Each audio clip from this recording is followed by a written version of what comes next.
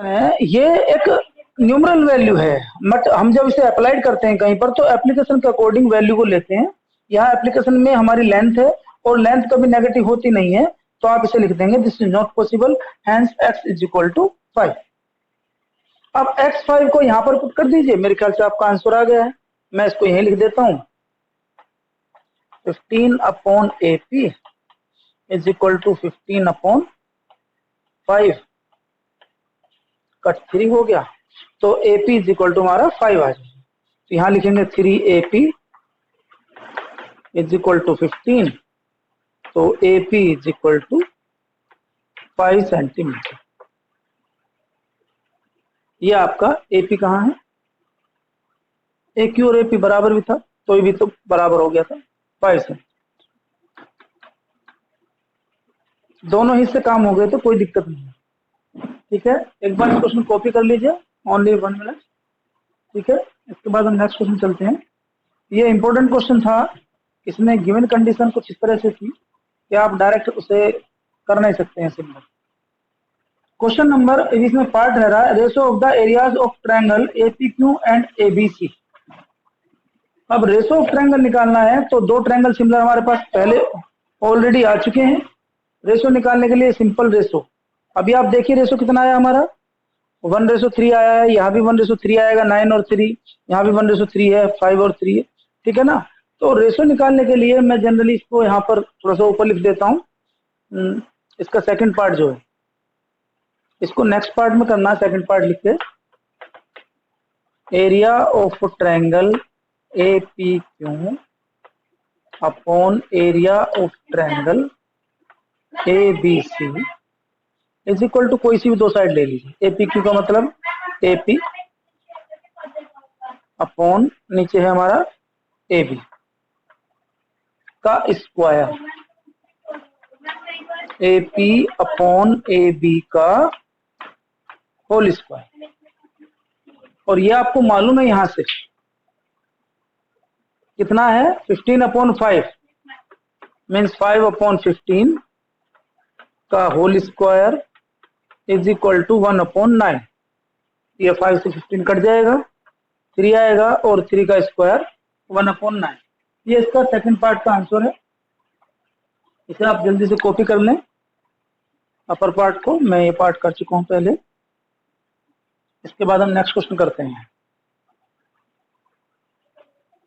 Geometry के question बिना diagram के ना किया करें, कॉपी में भी, रफ में भी, और एग्जाम में तो बिल्कुल भी नहीं करना। क्वेश्चन नंबर देखिए 8 ऐसा ही है बिल्कुल सेम। यहाँ पर तो आपको पैरेललोग्राम विद गिवन है, तो ये दो ट्रायंगल तो सिमिलर अपना आप ही हो जाएंगे, इसमें तो कुछ नहीं है। क्वेश्चन नंबर 9 देख लेते हैं। 9 क्वेश्चन वैसे ऐसा क्वेश्चन था जिसमें क्वेश्चन नंबर 4 है, बट कर लेते हैं, वैसे तो और कोई क्वेश्चन इसमें है नहीं आपको। चलिए, एक 10 भी ठीक है, पहले 9 कर लेते हैं, छोटा सा पार्ट है। यहाँ गिवन है in a given figure BC is parallel to DE। Question number 8,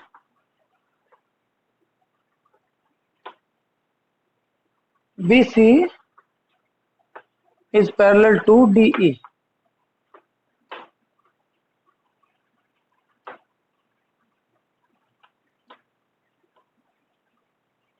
आगे गिवन है area of triangle ABC 25 centimetre square.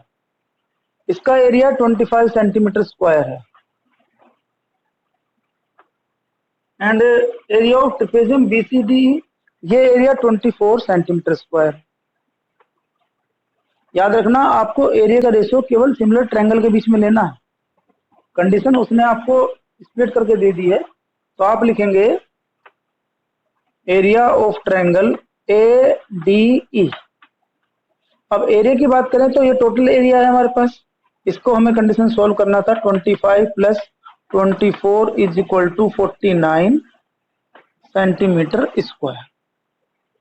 तो यहां से आपको लिखा कि area of triangle ABC upon area of triangle ADE is equal to 25 upon 49। यहां तक आपको केवल जो गिवन कंडीशन है वो अप्लाई की है। इसमें कुछ भी नया नहीं लिखा मैंने, ना ही मैंने अपने से कुछ किया, केवल वैल्यू को ही लिखा।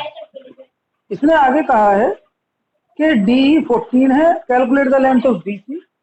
डी 14 है, लेंथ ऑफ बीसी को आप एक्स ले लीजिए। आपको कोई भी प्रॉपर्टी अप्लाई करने से पहले आपको दिखाना पड़ेगा कि ये उस प्रॉपर्टी के लिए एप्लीकेबल है नहीं है। आप लिखेंगे एंगल 1, मैं इसकी बात कर रहा हूं, आप इसे बी भी नाम दे सकते हैं completely, is equal to 2 and angle 3 is equal to 4, corresponding angle common भी ले सकते थे, ऊपर angle A common both side, corresponding angle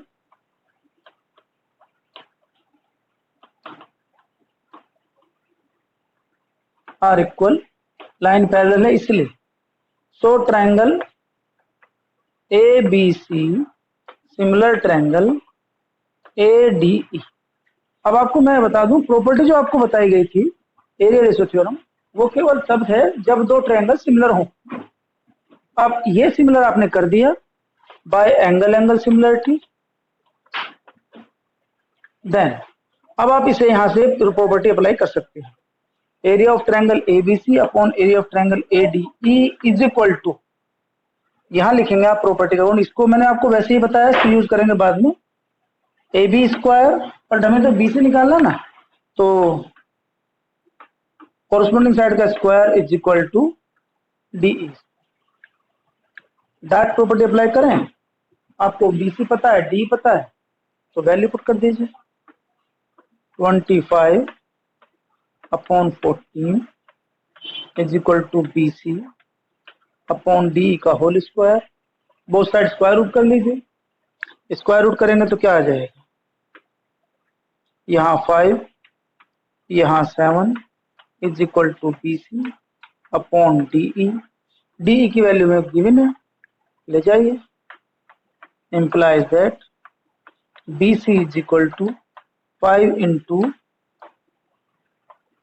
DE upon 7 is equal to 10 centimetre. इस क्वेश्चन कॉपी कर लें आप, बहुत छोटा क्वेश्चन है, बस केवल एक्सप्लेनेशन में समय लग रहा है। वहां पर ये क्वेश्चन एमसीक्यू में टाइप में आ जाते हैं, या 1 और 2 मार्क्स में, बोर्ड की बात कर रहा हूँ। और आपके जो एग्जाम होते हैं एनटीएससी बेस्ड, उनमें ऐसे क्वेश्चन आते हैं जनरली, डायरेक्ट आपको वहां पर मार्क करना होता है, तो बहुत ट्रिकी क्वेश्चन होते हैं और इस तरह की प्रॉपर्टी आपको दी जाती है। चलिए मैं आपको क्वेश्चन करा रहा हूँ नेक्स्ट, क्वेश्चन नंबर 10 कर लीजिए, ये लास्ट क्वेश्चन है एक्सरसाइज का, और तो सब क्वेश्चन इस पर ही बेस्ड हैं, क्योंकि सबसे लास्ट क्वेश्चन तो बहुत आसान है, बिल्कुल सेम ऐसा ही है जैसे मैंने अभी करा था, बस 2 सिमिलर करने थे, उसके बाद कोई पार्ट, उसमें केवल सिमिलर में दिक्कत। देखिए क्वेश्चन नंबर 10, यहाँ पर आपको बहुत सारे पार्ट गिवन है बस, ऑलरेडी और कुछ करना नहीं, केवल ट्रायंगल सिमिलर के बाद आपको सिर्फ कंडीशन सोचते रहना। Given figure short represent parallel to DC,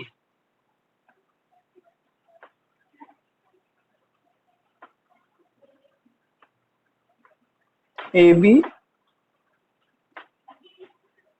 parallel to DC, और इसने आगे इसमें डायग्राम में कुछ कंस्ट्रक्शन कर रखी है, डॉटेड लाइन दी है, और इसमें कहा गया है and AC intersect B D at point P. तो एसी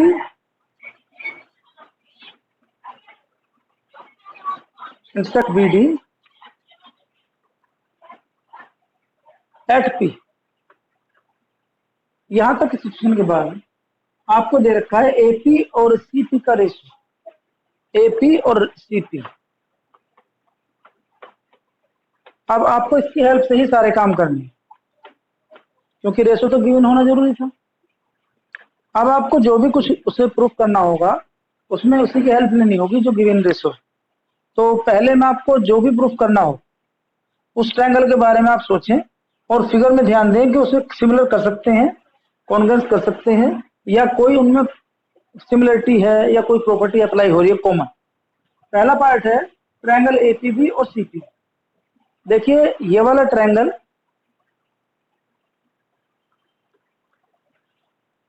डायग्राम में अपनी जो टारगेट है फिगर का उसको बिल्कुल क्लियर रखें, क्योंकि जब बहुत सारे पार्ट होते हैं तो तब हम कंफ्यूज हो जाते हैं।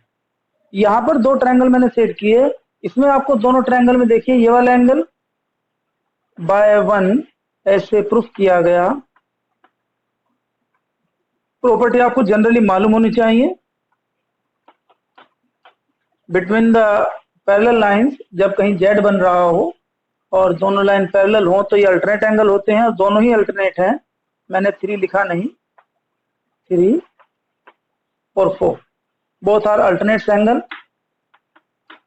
एंगल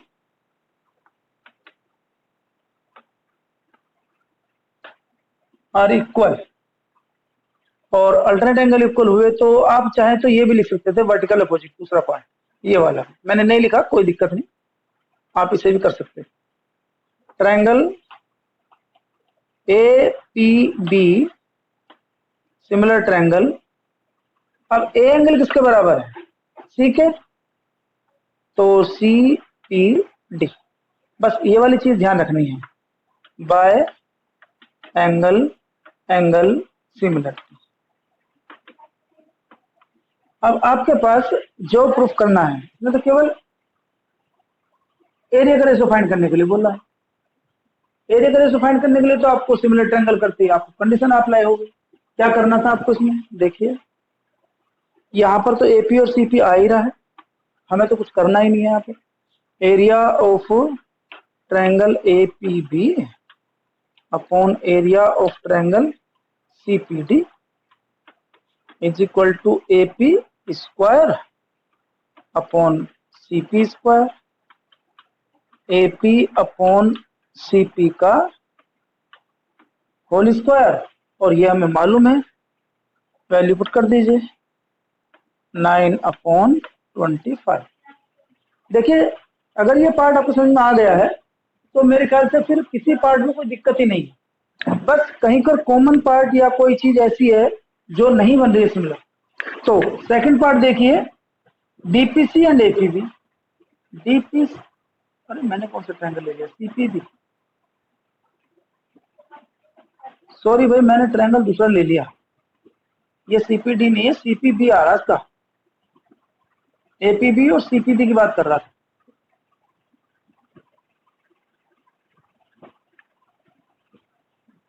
एपीबी और सीपीडी, तो मैंने ये ट्रायंगल सीपीडी ले लिया और मैंने तो इसका ध्यान नहीं दिया, सीपीबी बोल रहा है।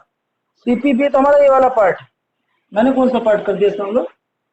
एपीबी और सीपीडी,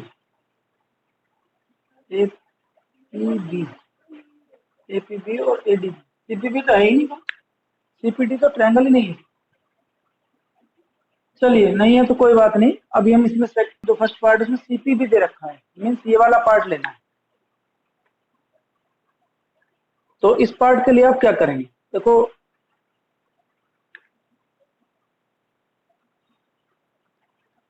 प्रॉपर्टी तो यहीं से अप्लाई हो जाएगी।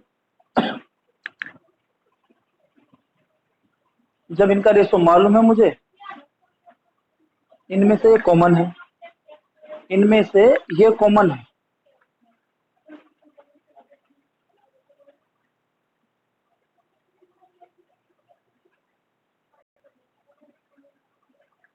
ये वाला रेशो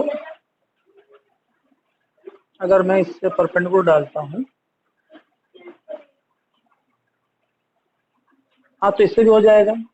देखिए ध्यान से देखना, यहां पर सिमिलरिटी की जरूरत नहीं है, मैं इस पॉइंट से परपेंडिकुलर ड्रॉ कर लेता हूं।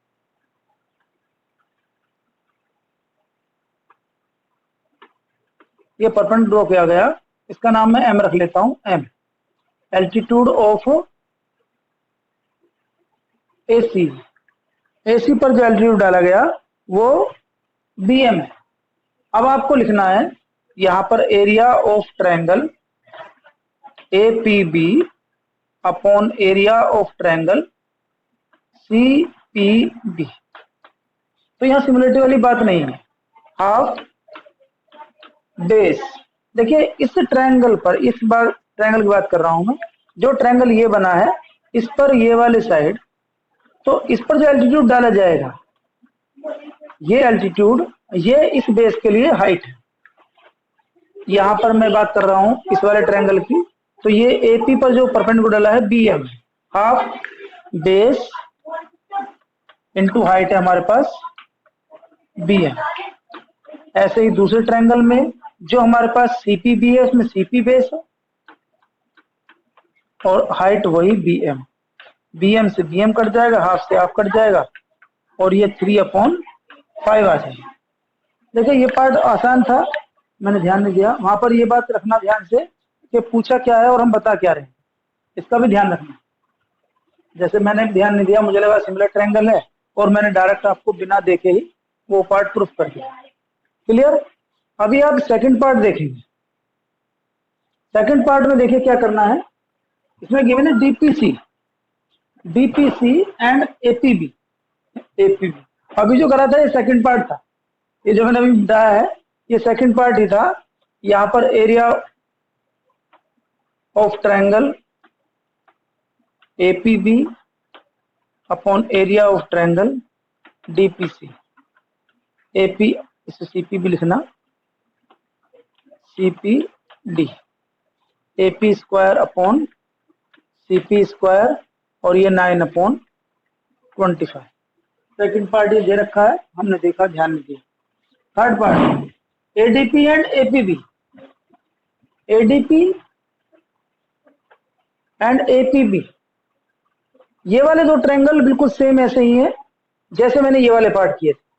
यहां पर परपेंडिकुलर यहां डाल लेना, बट उससे पहले कंडीशन ये है कि आपको जब ये दो ट्रायंगल अपने सिमिलर कर दिए हैं तो आपको लिखना है यहां पर AP upon CP is equal to BP upon PD। तो ये भी आप 3/5 ही निकाल चुके हैं। इसका अप्लाई करेंगे हम, इसको अप्लाई करेंगे यहां पर, क्योंकि इस बार परपेंडिकुलर आपने कहां डालना है, यहां पर डालना है एंड। तो एक बार डीपी पर परपेंडिकुलर डाला गया है तो हाफ बेस इंटू हाइट, और एक बार हाफ बेस इंटू हाइट। मैं लिख देता हूं यहां पर area of triangle APD, area of triangle APB,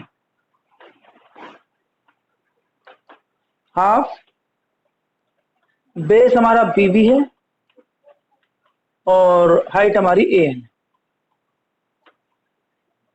ऐसे ही यहां पर हाफ बेस हमारा पीडी है और हाइट हमारी ए है। एन से एन कट जाएगा, हाफ से हाफ कट जाएगा और PB upon PD is equal to ये रहा 3/5। इस तरह से इसका थर्ड पार्ट भी क्लियर है। अभी आपको नेक्स्ट पार्ट दे रखा है APB and ADB. APB and ADB, ये तो करा हमने। ADP and APB, ADP APB, ठीक है, एपीबी एंड एडीबी। अच्छा, ओके। यहाँ पर इसने किया है एपीबी ये वाला और ये पूरा ट्रायंगल, इसमें भी यही करना है। रेशो यही लगाना है क्योंकि परपेंडिकुलर डाल रखा है हमने। मैं इसे यहां लिख रहा हूं। बस इसके लिए सिचुएशन ये समझनी है आपको कि इस बार आपको जो ट्रायंगल ले रखा है, मैं दे देता हूं यहां पर एरिया ऑफ ट्रायंगल एपीबी और एरिया ऑफ ट्रायंगल एडीबी। तो यहां half base BP into height N upon यहां बेस बीडी और हाइट एन से एन कट जाएगा। तो यहां पर जो प्रॉपर्टी आई हमारी बीपी अपॉन बीडी, ये वाला पार्ट लाना है और बीपी अपॉन बीडी यहां से लाएंगे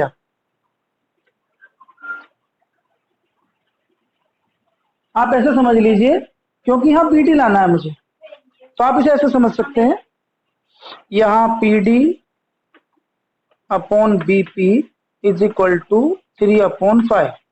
बोथ साइड आप +1 कर सकते हैं। डायरेक्ट भी कर सकते हैं, देखो डायरेक्ट समझा देता हूँ। ये 3 है, ये 5 है, टोटल 8, तो 3/8, 3/8, 3, 5, टोटल 8, तो 3/8। ये भी डायरेक्ट हो सकता है, लेकिन मैं आपको बता रहा था यहाँ पर, तो आप लिखेंगे, इसमें ऐड कर देंगे BP plus PD upon BP is equal to 3 + 5/5। ये BP plus PD, BP plus PD is equal to BD हो गया।